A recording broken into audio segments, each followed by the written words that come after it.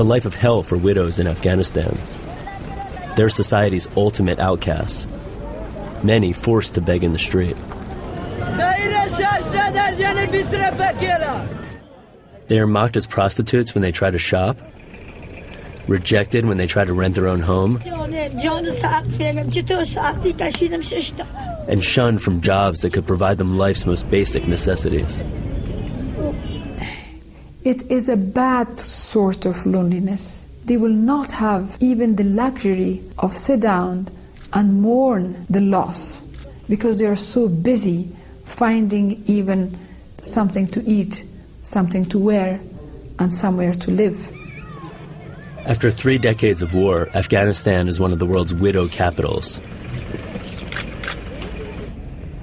2 million widows live here. That means 1 out of every 7 Afghan females is a widow. Their dire situation is a legacy of the Taliban and Afghan culture. Our previous life was very good.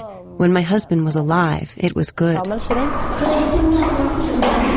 Sabr Gul is 32. Her husband died in the war 6 years ago. With a middle-class background, she was fortunate enough to get a cleaning job earning about $100 a month. Her life was difficult but bearable, thanks mostly to her 16-year-old son, who escorted his mother and 3 sisters into town every day. My son was a very good boy. He was 16. It was early morning, 8 a.m. He was going to school. The car hit him along the footpath. I don't know if it was the driver's fault, but he killed my son. For the past 4 years, Sabr Gul and her 3 daughters have been living in this widow shelter run by the Red Crescent Society, the Muslim equivalent of the Red Cross. If my son were still alive, I wouldn't spend even a second in this shelter. This is a life full of sadness. We don't know what our future holds. What is in store for me? This is life.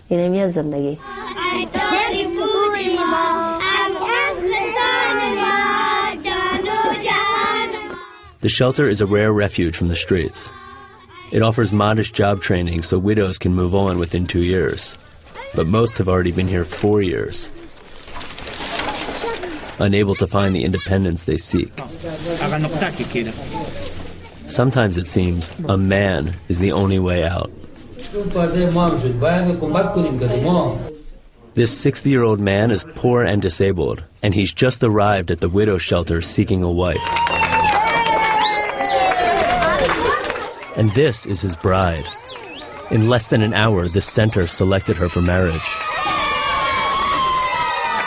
والصلاة والسلام على رسوله محمد وعلى آله وأصحابه أجمعين صلاة تنجينا بها من جميع الأحوال والآفات وتقضي لنا بها جميع الحاجات وتطهرنا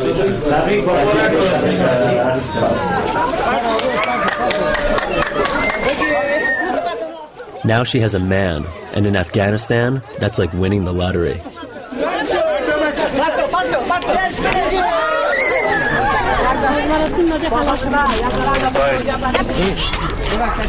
We act like a 19th century Red Cross or Red Crescent rather than 21st century. Usually they call me Bibi John.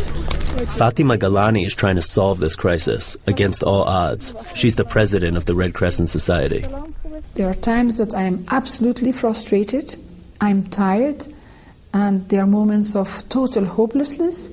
But then the next day I wake up and then I start all over again. I want to be one of those people who have changed this, that we go back to a normal life, the normal life that we used to live before the wars.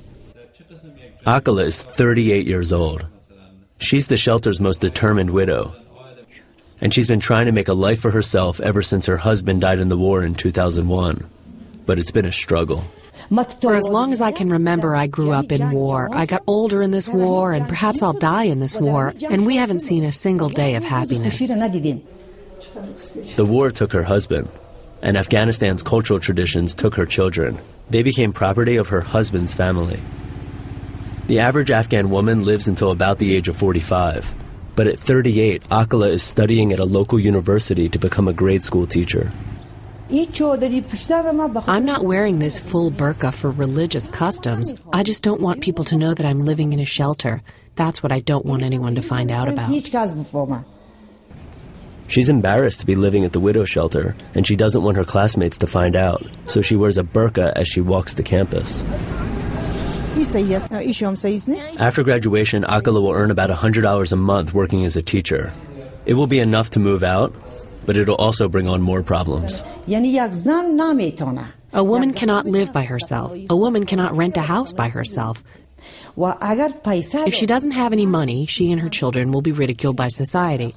And if she has money, her property will be seized. She will neither have good health nor a good life, and every moment of her life is in danger. And this thing is obvious. Everyone knows it, and it is not something hidden. Here, if you go and rent a little room, the first thing they ask you that what your husband does, what your brothers or children, do you have sons? Are they working? So all these questions will be no, no, no, no. And then when this is the question of no, then the answer will be no also. In her free time, Akala teaches other widows about Islam. Many of our widows here, they have never seen a normal life. They lived in refugee camps, they lived in streets.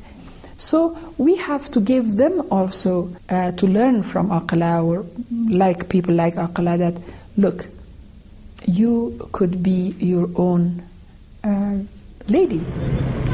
With the assistance of God, we hope Afghanistan can be rescued from its current situation and the insecurity that I see on the faces of women and children.